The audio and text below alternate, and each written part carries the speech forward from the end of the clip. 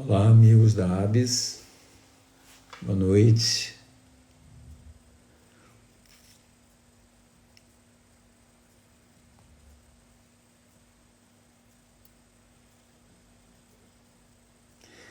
Nós estamos começando mais uma noite.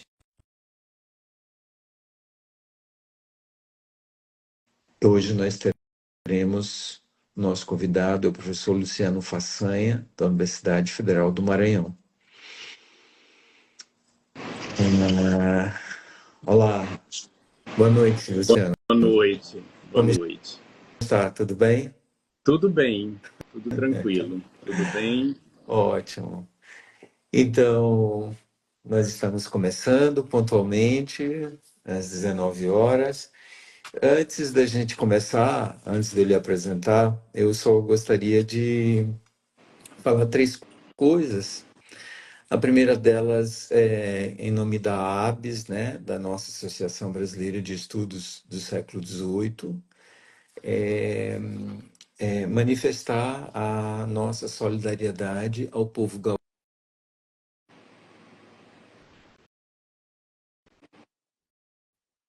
As enchentes, com as chuvas, também a falta de prevenção, de organização, né, de planejamento. Então, toda a nossa solidariedade e o nosso apoio.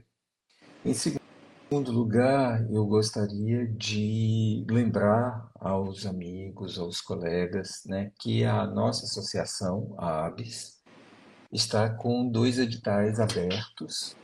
A gente prorrogou as inscrições de para o prêmio de dissertação e tese, né? Nós estamos com um edital para premiar a melhor dissertação, premiar a melhor tese e também para membros da associação que desejarem publicar o livro em e-book, né? Então, até o dia 15, era até o dia 1º, nós prorrogamos até o dia 15. Então, você que defendeu, quem defendeu a dissertação ou a tese até o dia 30 até o dia 28 de fevereiro, se não me falha a memória, deste ano pode concorrer. E, em terceiro lugar, gostaria de dizer, né, que nós continuamos divulgando todos os nossos trabalhos, a nossa produção, editais, eventos, lançamento de livros, né? Porque o nosso objetivo da nossa associação é justamente esse, promover, divulgar, possibilitar o encontro, a solidificação das pesquisas que dizem respeito ao século XVIII nas suas diversas tendências, áreas, etc., né? Agradeço também ao professor Breno, que eu vi que ele entrou aí, faz parte da ABS também, gaúcho, e nos enviou e nós publicamos no nosso site um texto muito interessante sobre ah, Rousseau e o convite à solidariedade, especificamente no caso das enchentes, né, do Rio Grande do Sul. Então, agradeço a todos vocês que estão chegando, sejam todos bem-vindos, bem-vindas, né, a essa nossa conversa sobre filosofia e literatura, né? Então, eu tenho o prazer, a satisfação de receber o professor Luciano Façanha, que é da Universidade Federal do Maranhão. O professor Luciano é professor do Departamento de Filosofia, tem uma atuação bastante sólida, né, junto ao programa de pós-graduação em Cultura e Sociedade, né, da área interdisciplinar, que eu tive o prazer de visitar, acho que 2 vezes, salvo engano, se bem que o professor Luciano me convidou outras vezes, mas eu não pude, né? E o você também está desempenhando o papel de diretor do Centro de Ciências Humanas da universidade. Então, na verdade, eu não vou apresentar tudo que tem no seu currículo, Luciano, porque senão a gente, boa parte do nosso tempo seria para isso. Então, nós vamos aproveitar esse nosso momento de encontro, né, de conversas sobre um tema tão importante e cada vez mais urgente e necessário, né, é sobre essa relação entre filosofia e literatura. Então, mais uma vez, muito obrigado pela presença. E a palavra é com você, por favor. Fique à vontade. Ok, muito obrigado, Antônio Carlos. Boa noite a todos e todas. É com muita alegria, satisfação que eu estou participando aqui desse momento da ABS. Sou membro da ABS desde o início, fiz parte da primeira diretoria, que a presidenta era a professora Maria das Graças, que entrou aqui na live. Boa noite, Maria. E as vice-presidentes, professora Maria Constança e Jacira. Então, fiz parte, né, da primeira direção. Eu era da parte do comitê de finanças, eu e a professora Sônia Campané. E hoje, professor Antônio Carlos, então fico muito feliz, com muita alegria que eu participo desse momento. Bom, como o professor muito obrigado pelo convite, e como ele já me apresentou também, eu queria só ressaltar que eu coordeno o GEP Rousseau UFMA, que é um grupo que completou agora em abril, dia 25, 18 anos, e que vem desenvolvendo vários trabalhos, congressos, publicações. E também agora, duas boas notícias. Agora, em junho, vai sair o primeiro número da revista Illuminus, que é uma revista lançada aqui pelo PGCUT, pelo Programa de Pós-Graduação em Cultura e Sociedade. E também vai sair um livro meu intitulado Filosofia e Literatura, que esse assunto que eu vou falar hoje não entra no livro, vai ficar para um segundo momento, mas eu trato de outras questões e tem um prefácio da professora Jeanne-Marie Ganeban, né, no meu livro, e que ela escreveu, e eu fiquei muito feliz, né, dela ter escrito esse prefácio, e já está no forno, quase saindo. Vai sair pela editora da UFMA, pela Edufma. Bom, então a gente vai conversar um pouquinho hoje aqui sobre filosofia e literatura, e nessa fala é algo que eu já venho trabalhando há muitos anos na minha vida, desde a minha graduação, mestrado, doutorado, pós-doc, a partir de várias vertentes, mas hoje eu escolhi um período histórico, que é o século XVIII, e um recorte, que é a questão do romance filosófico. Eu já tratei desse tema, filosofia e literatura, por outros viés, como, por exemplo, do teatro, mas aqui eu vou falar só do romance filosófico. E eu vou me fundamentar em três grandes professores que eu muito aprendi, principalmente o Bento Prado Júnior, o Benedito Nunes e o Franklin de Matos, que são os três autores aqui que eu estou amparado, né, para falar algumas questões aqui. Bom, no século XVIII é um tempo em que, quase com nenhuma exceção, os filósofos escrevem, além de tratados de filosofia, de religião, de política, de moral, direito, diálogos, escritos científicos, verbetes, dicionários, sátiras, poesias, prosas, peças de teatro, romances, contos, fábulas, obras de história, num caso do Rousseau, inclusive até peças musicais e autobiografias. É de se supor, né, que não haja um conflito, então, entre todos esses gêneros e que haja uma certa unidade nessas obras, apesar de toda a distinção que há na produção desses grandes autores do século XVIII. Embora, no momento em que escrevem, eles acabam se tornando dramaturgos, romancistas, contistas e por aí vai. Porém, e aí é uma lembrança mesmo do Franklin de Matos, do Phantom, do professor Franklin de Matos, um dos traços mais fascinantes desse pensamento do século XVIII, especificamente desses autores da filosofia, é, sem dúvida, a inexistência de fronteiras precisas entre filosofia e literatura. E, consequentemente, há uma multiplicidade de gêneros, então, praticada pelos filósofos.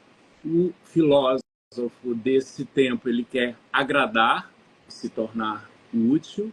Isso quer dizer que a maior de suas preocupações é a sociedade em que vive, né? E aí a gente pode lembrar Sócrates, né, que frequentava a praça pública, né, falando de todas as suas ideias, e esse filósofo do 18, ele quer ir aos demais homens também, ele quer dialogar para melhor convencê-los, por isso ele amplifica o lugar da filosofia nesse tempo.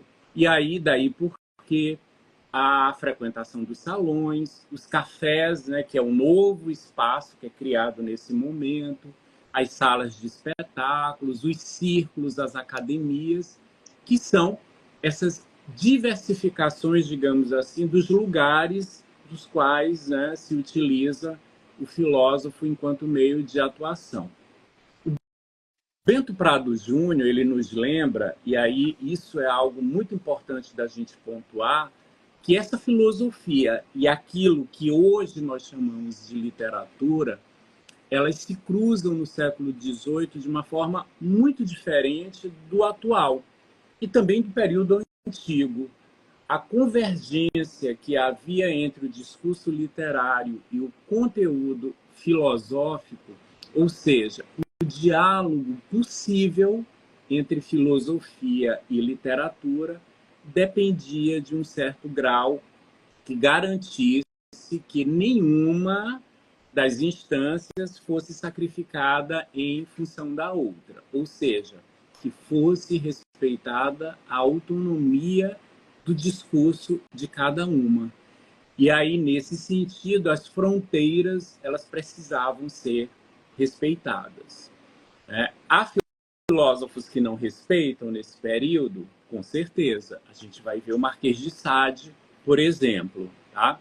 Mas aqui eu vou me ater apenas a 4 desses autores de uma forma breve, tá? De uma forma também resumida, depois a gente pode conversar mais sobre.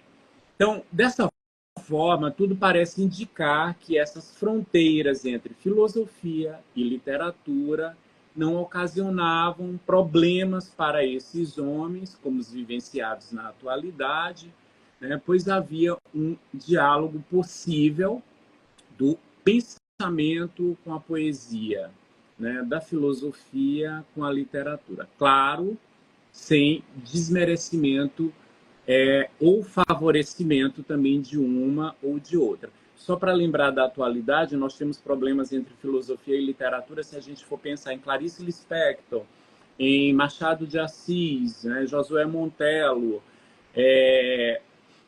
Maria Firmina dos Reis, muitos autores, né, são problemas diferentes desse do século XVIII. Ok. Todavia, adverte-se que, mesmo não havendo uma relação conflituosa entre literatura, né, e filosofia, em poder ou não dizer ou em explicar as mesmas coisas para os homens do período da Ilustração, há uma apropriação recíproca de gêneros distintos, né?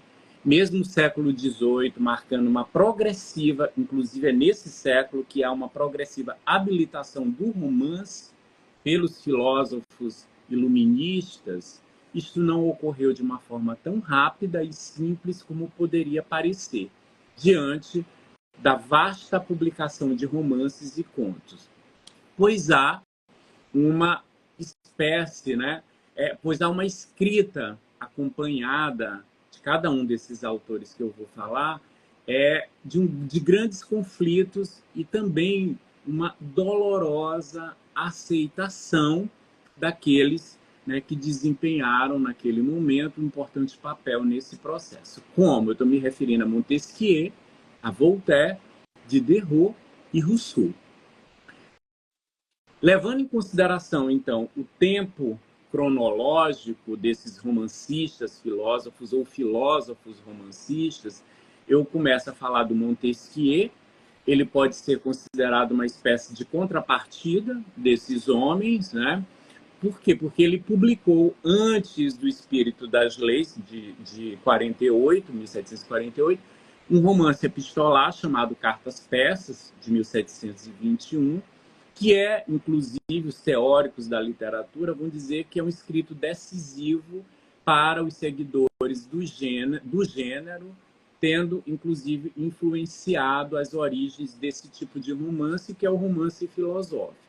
Mas há um probleminha aí que o Montesquieu, autor da obra, e a gente vai saber isso tempos depois, ele desaparece da cena naquele primeiro momento, ou pelo menos ele finge desaparecer, ele pressente o que a crítica pode dizer a respeito dessas cartas, né?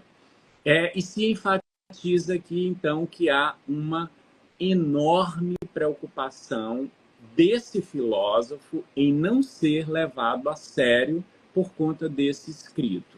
A obra pareceria em desacordo com a posição ocupada. Só citando rapidamente Montesquieu, e aqui eu vou para um texto dele, no prefácio das Cartas Persas, ele diz, mas isso, né, ele publica com a condição de que não serei identificado, citando Montesquieu, pois se virem a saber meu nome, calam-me no mesmo instante. Se soubessem quem sou, diriam, seu livro não condiz com sua posição, ele deveria empregar o tempo em alguma coisa melhor.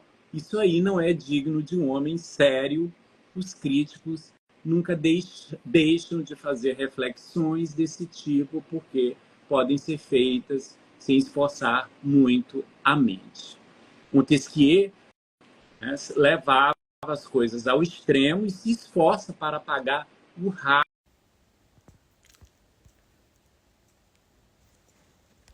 Oi, gente. Houve algum problema técnico, caiu a ligação, caiu a transmissão e nós vamos.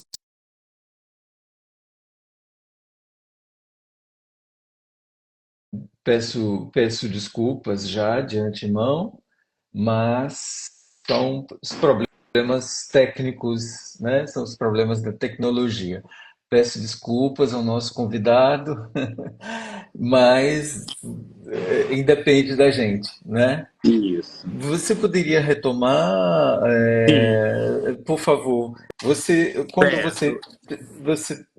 Quando caiu a ligação, você estava falando Do Montesquieu. de Montesquieu, né? Que ele estava citando Montesquieu, que ele publicou sem o nome do autor, né? Porque ele Isso, previu que certamente ele teria problema se ele dissesse quem era o autor, né? É um problema da isso. autoria, né? Então, se você Exatamente. puder retomar para a gente, Tá. tá? Então, desculpem então as questões técnicas, tá?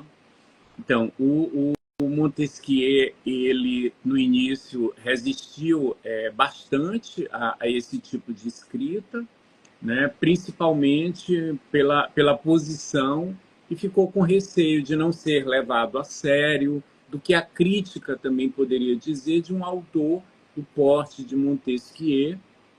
E ele segue uma linha, né, que é a linha da verossimilhança, não só ele, como vários outros autores do período. Então, cronologicamente, o primeiro que eu havia falado é o Montesquieu, e logo em seguida o Voltaire, O Voltaire também, e inicialmente, ele agia com bastante desconfiança e desprezo a esse tipo de gênero, que é o romance.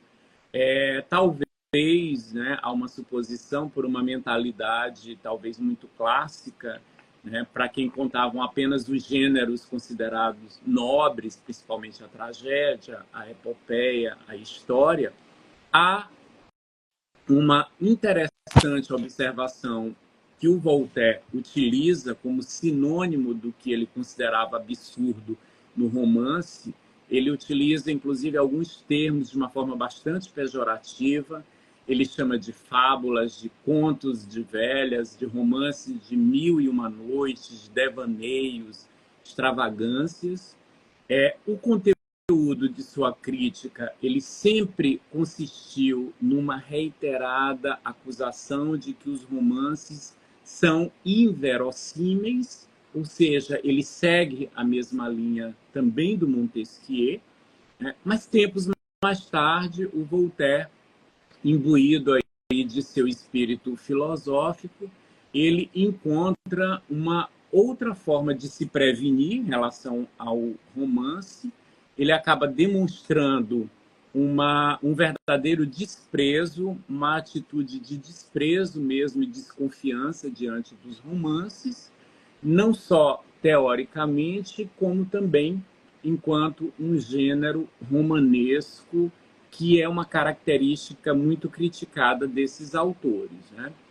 E por considerar obras menores e frívolas, eu vou citar um trecho apenas também do Voltaire, assim como eu citei do Montesquieu, nas cartas filosóficas ou cartas inglesas, ao falar sobre a importância do John Locke. O Voltaire vai nos dizer o seguinte: dividir o gênero humano em 20 partes, 19 trabalham manualmente e nem sabem que Locke existe. Na 20ª, quão poucos os que leem. E entre estes, 20 leem romances, enquanto apenas um estuda filosofia. O número dos que pensam é excessivamente pequeno e não tem a lembrança de perturbar o mundo. De forma irônica, o Voltaire nos diz isso, né?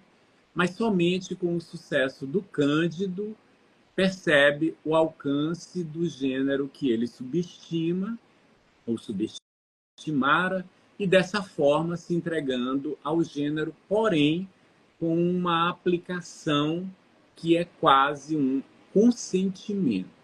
Depois do Voltaire, toco da mesma forma no Diderot, que é um romancista envergonhado, segundo vários grandes teóricos, ao demonstrar procedimentos habituais da narração romanesca, em sua insistente crítica ao gênero. Ele considera o romance como uma espécie de passatempo ilícito, né? E quando a gente chama passatempo ilícito, o Diderot está se referindo ao romance no sentido do que ele pode possibilitar aos costumes. Perigoso para os costumes, além de tratá-lo satiricamente, como uma espécie de remédio de efeitos paradoxais. E ele acaba associando a condenação definitiva de que o romance, novamente, aí um outro autor é romanesco, associando a condenação fatal de que o romance é inverossímil. Porém, o Diderot foi um grande tradutor ali do Richardson, e ele escreve no momento da morte do Richardson, que foi um dos maiores romancistas ingleses, ele escreve uma obra, um texto chamado Elogio de Richardson, né? E ele não deixa de reivindicar um outro nome para as obras do romancista inglês, e pelo que é presumido do termo romance, muito rasteiro para o que representa, citando Diderot. Ele diz o seguinte, no elogio a Richardson: eu desejaria muito que se encontrasse outro nome para as obras de Richardson, que elevam o espírito, que tocam a alma, que respiram por toda parte o amor ao bem, e que se denominam também romances. Então, o Diderot chega a esse ponto, a sugerir que se dê um outro nome ao gênero que o Richardson, né, exercita. Contudo, de obras jocosas e insistentes afirmações de que sempre tratara os romances como produções bastante frívolas, Diderot ultrapassou um pouco o hábito de considerar o gênero como um tecido de acontecimentos quiméricos e frívolos, encarando-o, a partir de então, como uma das mais importantes ocupações do homem de letras. Mas a teoria é unânime em afirmar que a conversão ao romance daquele que publica, inclusive, o marco do romance, responsável por sua habilitação definitivamente, é o Jean-Jacques Rousseau, e isto se deu de uma forma mais delicada e mais dolorosa que a de seus contemporâneos, já que fora precedida de uma enfática desqualificação igualmente pública, como a do discurso sobre as ciências e as artes. O próprio Jean-Jacques assumia o desconcerto e se questionava nas Confissões, citando aqui o Rousseau nas Confissões. O que mais me embaraçava era a vergonha de me desmentir assim tão clara e tão abertamente, depois dos severos princípios que acabava de estabelecer, me ver repentinamente inscrever-me como minha própria mão, entre os romances, entre os autores desses livros que tão duramente eu tinha censurado. Sentia tal inconsequência em toda sua força, censurava-me por ela, envergonhava-me dela. Bom, dessa forma a gente pode perceber que há um enorme desprestígio do romance. Esse desprestígio ele é iniciado desde o século XVII, na verdade, até o século XVIII, e ao examinar os motivos que levaram a tal descrédito, o George May observou que o que mantinha os escritores em guarda quanto a esse tipo de gênero eram fundamentos baseados em duas coisas. Um na ordem estética e o outro na ordem moral. A leitura dos romances corrompe o gosto e os costumes. Na esfera moral, Jorge May vai pontuar, e a gente vai encontrar claramente isso, por exemplo, nos prefácios da Nova Heloísa, a característica romanesca do romance, tão evitada pelos grandes escritores, era um dos motivos principais, pois o chamado romanesco levaria ao imoralismo. Suspeitavam que o romance se constituía uma ameaça para os costumes, sem contar que o romance poderia funcionar como uma espécie de retrato dessa própria dissolução, ou seja, uma espécie de espelho da sociedade que circundava. A outra característica apontada é a restrição estética. Era acentuado o fato do romance não ter uma origem nobre, diferentemente do teatro, que era algo que todos os autores do período amavam, cujo prestígio do teatro datava da antiguidade e, por isso, acabava levando todas as críticas, né? O romance sendo acusado principalmente nesse sentido de corromper o gosto. Ou seja, a acusação principal aí da ordem estética é que o romance tinha um caráter plebeu do gênero porque não tinha precedentes na antiguidade. Já me caminhando para as falas finais, né, para depois abrir para as questões, há duas grandes autoras, né, que são teóricas da literatura, a Júlia Kristeva e a Marthe Robert, é que elas vão considerar esse gênero como um gênero livre, e essa liberdade ela tem uma forma paradoxal. Primeiro, ela não deixa de lembrar muito o Parasita, né? Isso ocorre pela própria necessidade de sua natureza, da natureza do romance, pois ele vive ao mesmo tempo da dependência das formas escritas e à custa das coisas que são reais, cuja verdade pretende enunciar. Mas, no caso do romance, esse paradoxo parece ser extremamente necessário, pois o duplo parasitismo, as formas escritas e as coisas reais, ao invés de restrição às possibilidades de ação, termina por favorecer suas forças e ampliar ainda mais seus limites. Também há uma outra característica bastante paradoxal, ocorre exatamente porque esse romancista, enquanto filósofo, ele quer ser acreditado como alguém que está falando a verdade, como verdadeiro, né? Mas o filósofo, enquanto romancista, o poeta dramaturgo, ele quer encantar, ele quer interessar, comover, persuadir e entrar furtivamente na alma do leitor. Reparem quantos paradoxos, né?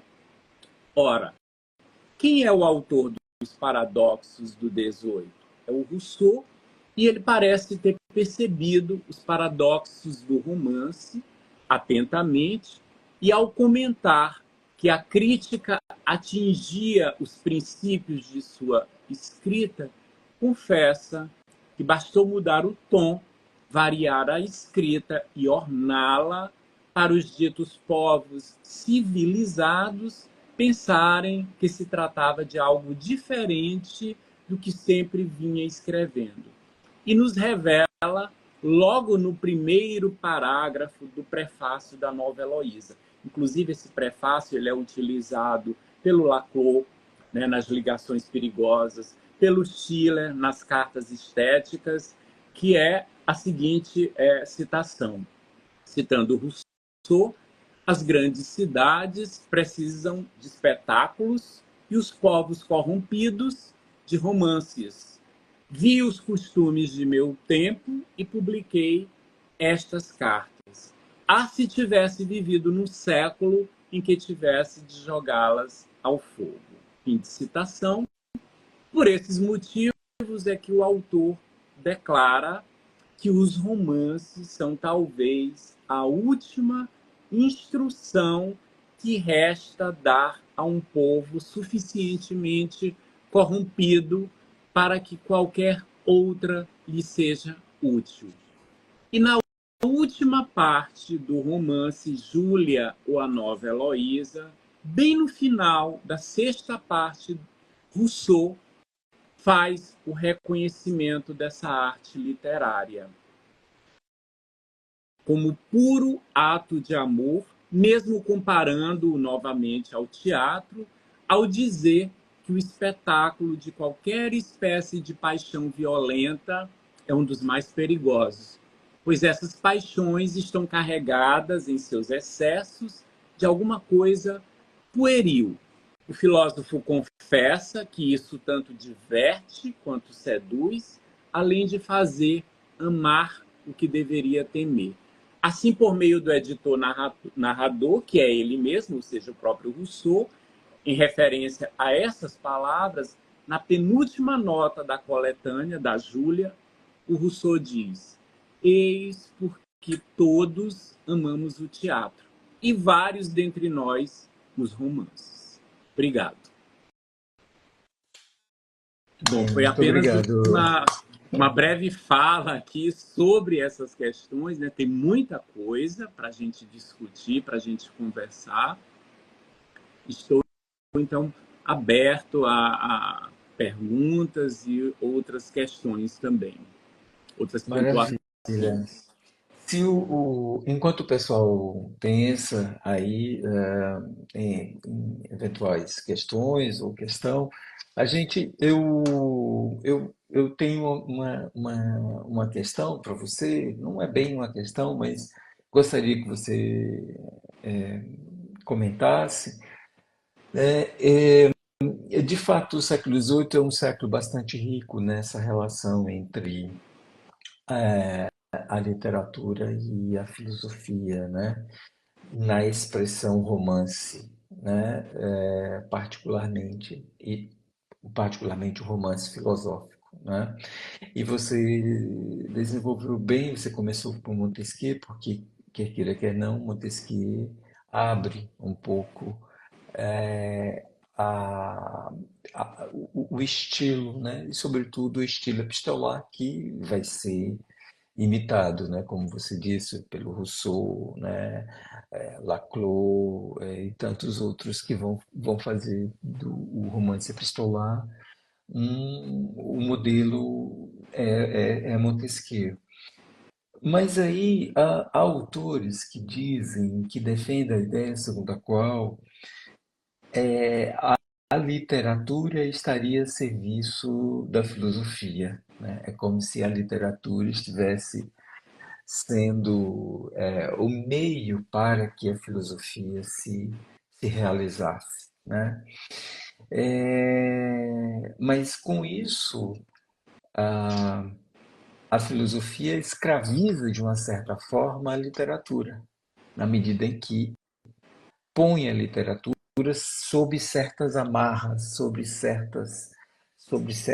certas estruturas que não permite a liberdade que a filosofia, né, o que a literatura exigiria, né? A filosofia põe as amarras na literatura. E é nesse sentido que a literatura ficaria sendo, brincando com as palavras, né, ficaria como no mundo medieval, serva da filosofia, serva da teologia, então a literatura ficaria sendo uma serva da filosofia. O que que você é, comentaria assim sobre isso? Como é que você vê esse dilema, né, Sim. entre essas duas grandes áreas extremamente importantes nesse século? Então, essa discussão, ela chega nesse ponto do 18, porque no século 17, no final do 17, há um autor que influenciou muito todos eles, inclusive o Kant, que é o Fontenelle, que escreve uma obra chamada Sobre a Pluralidade dos Mundos. E essa obra, inicialmente, ela é muito criticada por ser uma obra de filosofia e principalmente por ser uma obra, a filosofia era logo equiparada a algo árido, seco, muito ríspido. E o Fontenelle tem um cuidado de apresentar um prefácio para essa obra, onde ele elabora um diálogo sobre a beleza e a verdade. Onde a beleza, ele faz a representação de uma mulher, de uma marquesa, né, em que vai conversar ali sobre esse aspecto da literatura, da própria escrita, do que seja filosófico e do que seja artístico. E ele acaba, né, tentando puxar brasa, claro, para a sardinha aí para o lado da filosofia, dizendo que a literatura, ou seja, que a beleza é uma forma de apresentar a filosofia. Ele coloca a literatura como uma espécie de vestimenta da filosofia, de como ela pode bem se apresentar da melhor forma possível para atrair adeptos, né?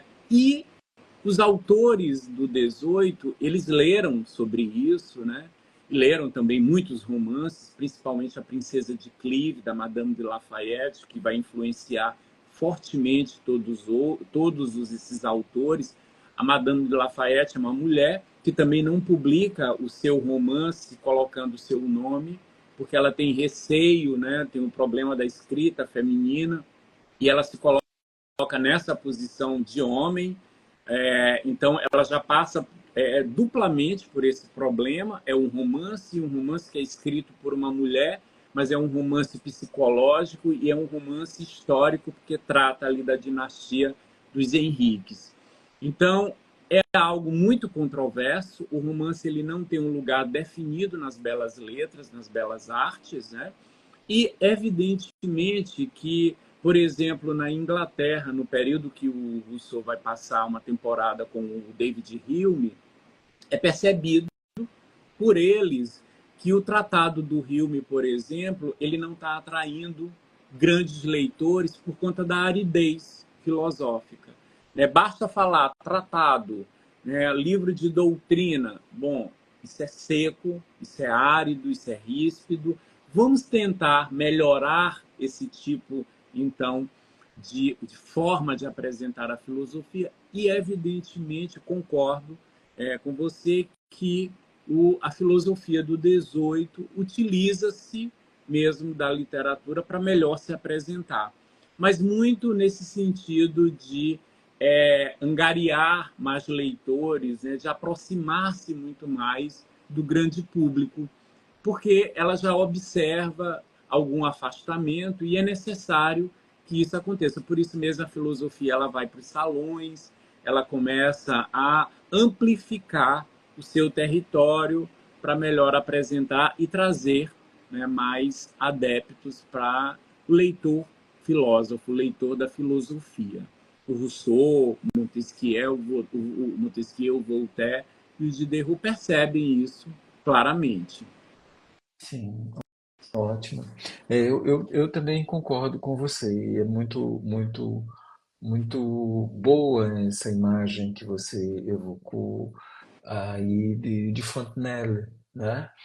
Para demonstrar como essa roupa, né, que a filosofia toma emprestado da literatura, né, de fato cativa, né, mais gente, né?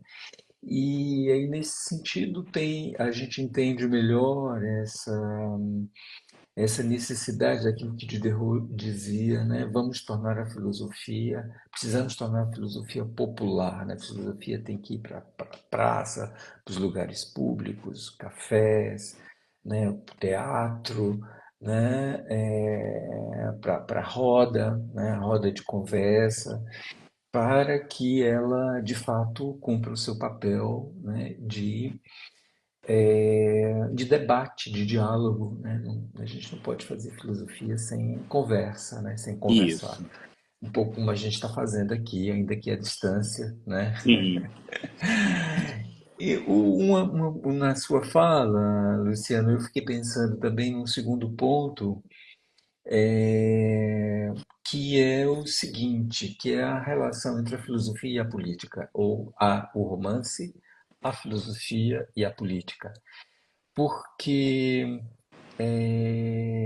todos esses romances do 18, ou quase todos, para não, a gente não generalizar, têm um pano de fundo político, né? Tem um pano de fundo para questionar a sociedade, questionar o poder, questionar a religião, questionar a sociedade, né? Então, é, como nós podemos, né, hoje, eu penso muito quando a nossa diretora de comunicação, a professora Lilian, que eu acho que deve estar nos assistindo, quando ela pensou na live, e a gente conversou antes da gente pôr esse projeto, pensando sobretudo nos jovens, nos estudantes, os novos estudantes de filosofia, estudantes de pós-graduação, né, com uma perspectiva filosófica, não necessariamente em filosofia, na possibilidade, na potencialidade de novos pesquisadores, né? Então, o que eu vejo, assim, hoje eu vejo certa dificuldade muitos alunos têm de ler literatura, né? Ou de não gostar de política, ou de não relacionar, né, uma coisa com outra, filosofia com política, filosofia com literatura. O século XVIII fazia isso muito bem. né? Então, como é que você vê essa articulação e, de modo particular, trazendo para o mundo de hoje, para o mundo contemporâneo? Como você vê essa tríade, né, entre a filosofia, a literatura e a política? Então, muito boa colocação. No 18, além desse diálogo possível mesmo entre a filosofia e a literatura que é estabelecido, a gente pode observar, por exemplo, nas cartas persas, os orientais fazendo uma crítica política à França, né? A Paris, especificamente, nessa condição de estrangeiros, ele consegue, então, falar o que é possível falar sobre, exatamente porque ele está nessa posição de alguém que é estrangeiro e que pode falar de uma observação, a partir de uma observação externa do país ou daquela cidade. Isso é interessante, porque, e é um dos motivos também que o Montesquieu fica preocupado, porque ele está colocando na boca dos personagens algo que ele pensa, né? E aí começa essa fase crítica mesmo de observação, que depois o Rousseau vai retomar do Montesquieu, né? E que ele vai fazer uma coisa muito parecida na Nova Heloísa, né? São suíços, né, estrangeiros, e que ali eles opinam sobre, né, a chegada, por exemplo, do Saint-Pré em Paris. Quando ele chega na cidade, ele foi deixado pela Júlia, e ele chega na cidade de luz e ele diz, né, estou me sentindo sozinho na multidão, porque aqui é uma cidade, é uma sociedade, e ele antecipa até o Guy Debord, dizendo aqui é uma sociedade do espetáculo, onde há o jogo do ser e do parecer. E aí ele vai fazer toda uma crítica a Paris, né? E vai se colocar também nessa posição do estrangeiro, como Rousseau fazia muitas das vezes, tem até um texto do Bento a respeito disso, de alguém que é estrangeiro e que pode falar sobre esse lugar, porque ele não pertence a esse lugar, portanto, ele é muito mais livre para falar disso. Então, era uma forma também, ainda um pouquinho da Nova Heloísa, a Julie, em sua sociedade, da forma como ela supervisiona, né, da forma como ela aplica uma espécie de contrato social também, demonstrando que se pode viver daquele lugar, se auto-gerar, né, a partir do próprio cuidado com a terra, com tudo, né, que é oferecido no próprio lugar. Então, ele vai demonstrando uma sociedade possível, uma sociedade política possível dentro do romance. Os outros também vão fazendo isso. Então, é algo que eles percebem. Por isso é que ele diz, mudei o tom, o tipo de escrita, ele diz o ornato, né? Mas eu estou falando das mesmas coisas, né? Eu estou falando das questões políticas. Então, eu continuo falando sobre isso, apenas mudei o tom, o gênero, para poder isso chegar mais perto do público, do leitor, que vai se afastando cada vez mais, né? Bom, na atualidade, a gente pode perceber, o Rousseau, ele sentia, ele percebia claramente, aqui, claro, eu estou puxando para o Rousseau mesmo essa questão, da sociedade, da sua sociedade, da morte da política. E quando ele tem esse tipo de percepção, é um momento em que ele descobre, por exemplo, um outro tipo de romance, que não é um romance, mas é uma autobiografia. E a autobiografia, aquela que vai falar de si, né, de uma percepção de si mesmo, de como você se percebe e como você se coloca nessa sociedade, de como os outros lhe olham, lhe observam. Então, a autobiografia filosofia não deixa de ser um filão para o Rousseau, daquilo que a sociedade está almejando. O Rousseau faz uma crítica do romance muito parecida com a do Walter Benjamin, ele adianta muitas questões, ele faz uma crítica ao nascimento do romance, à questão da imprensa também, como duas características que proporcionam ou que exacerbam a questão da individualidade na modernidade e de como isso vai repercutir contemporaneamente. Então ele adianta isso, ele chega a falar da cultura dos filisteus ainda antes de Nietzsche, né, daqueles que sabem bastante, muita coisa sobre muito, mas que no fundo não se aprofundam e não sabem sobre nada. E ele percebe que isso tem a ver com essa cultura, essa característica da individualidade. Ora, com a morte da política, o Rousseau então parte para as obras confessionais, né, como as confissões, os diálogos e os devaneios, para falar de si e de como este homem se sente numa sociedade dessa forma. Nos dias de hoje, a gente vai perceber, eu tenho uma supervisanda, que eu acho que está até nos assistindo aqui, que é a Cacilda, que estuda Hannah Arendt, e ela estuda Hannah Arendt e o Rousseau, né, a partir de uma fala que a Hannah Arendt diz na Condição Humana, que o Rousseau ele criou o discurso da intimidade na modernidade.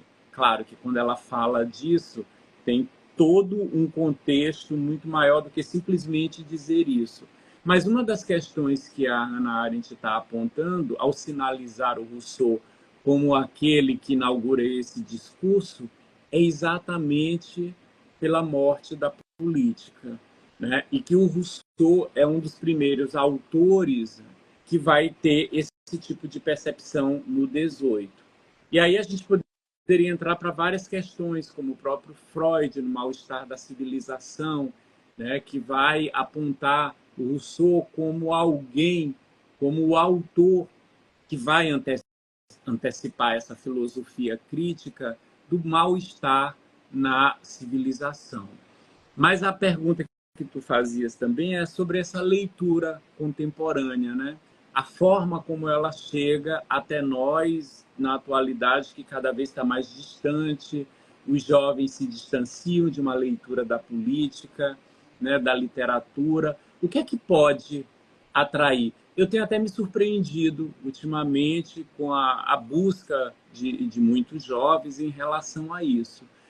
Eu acho que a gente, começando por aí, como uma live como essa, é o que pode atrair essas pessoas, né, para começar a buscar leituras, a tentar entender esse contexto e perceber, né, várias coisas que esses autores estão antecipando. A gente está passando por essa crise agora no Rio Grande do Sul, né, que eu me solidarizo, né, lembrando, o Breno, ele faz parte do GEP Rousseau, né, da ABS também, escreveu aquele texto excelente.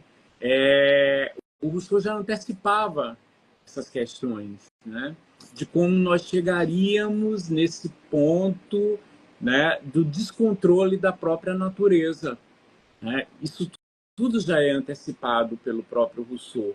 Ele já vai nos dizendo, né, ele traz os exemplos que tem, né, e vai mostrando como nós chegaremos, né, nesse ponto. E é o ponto que nós estamos chegando.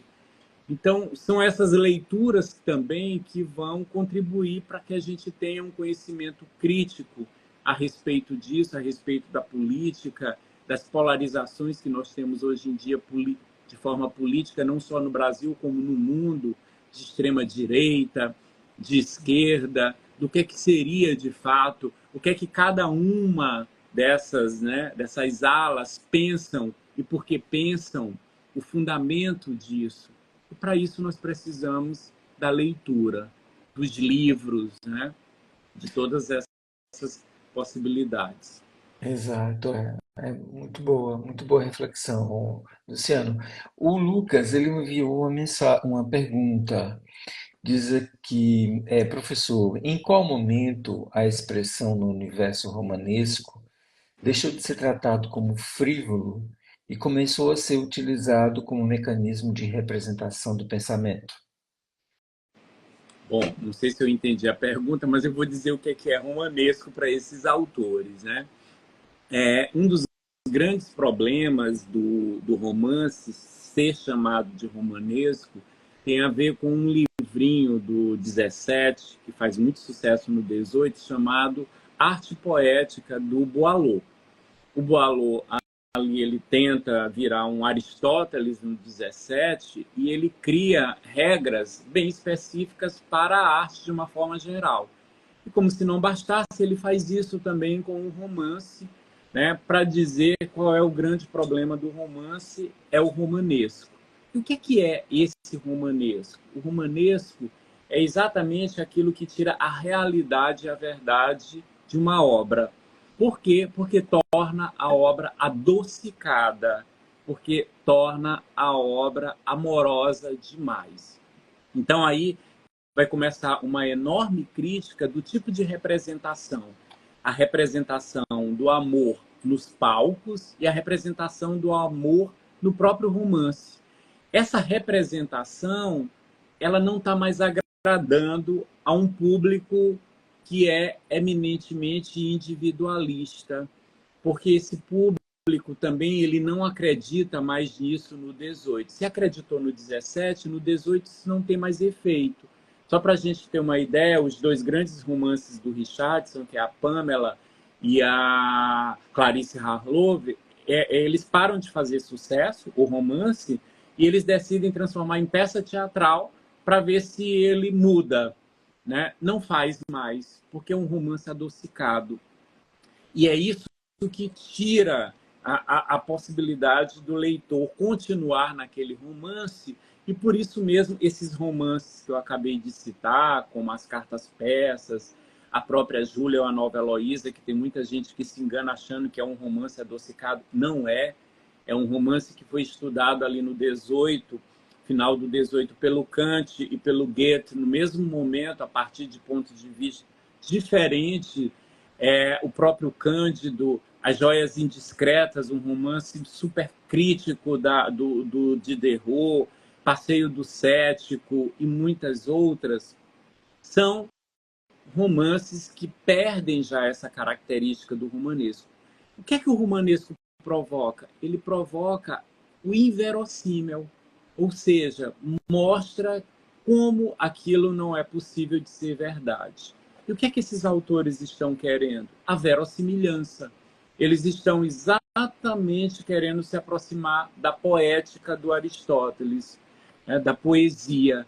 Então, é isso que vai interessar para o romance do 18. Todos eles criticam de romanesco. Ainda só um adendo aqui, o Machado de Assis, desculpe eu falar tanto do Machado de Assis, mas falei ainda há pouco, ele tem uma fase de criação toda romanesca, que vai até, é, que vai até Helena.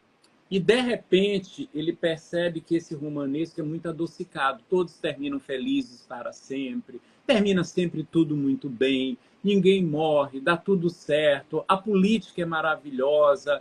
E aí, quando ele percebe isso, ele muda suas quatro últimas obras, né, que é Memórias Póstumas de Brás Cubas, Memorial de Aires, Dom Casmurro e Quincas Borba, onde são romances não mais romanescos, mas realistas. E é isso que esses autores começam a buscar. Então, a retirada do romanesco é que esses romances deixem de ser tão fantasiosos e tratem de coisas mais reais e mais críticas também. Ah, que maravilha, maravilha. Eu acho que a nossa conversa, espero que a nossa conversa tenha inspirado, possa inspirar, possa vir a inspirar novos novos pesquisadores, né, nessa relação aí entre a filosofia e a literatura, ou a literatura e a filosofia. E eu tenho certeza que esse vídeo, né, vai de alguma maneira tocar, né, vai levar para que outras pessoas, outros jovens estudem, se interessem, né, pelo Diderot, pelo Rousseau, pelo, né, Machado de Assis, né, que são os nossos clássicos, clássicos universais, né, Sim. que interessam a humanidade, né? Discutem a humanidade.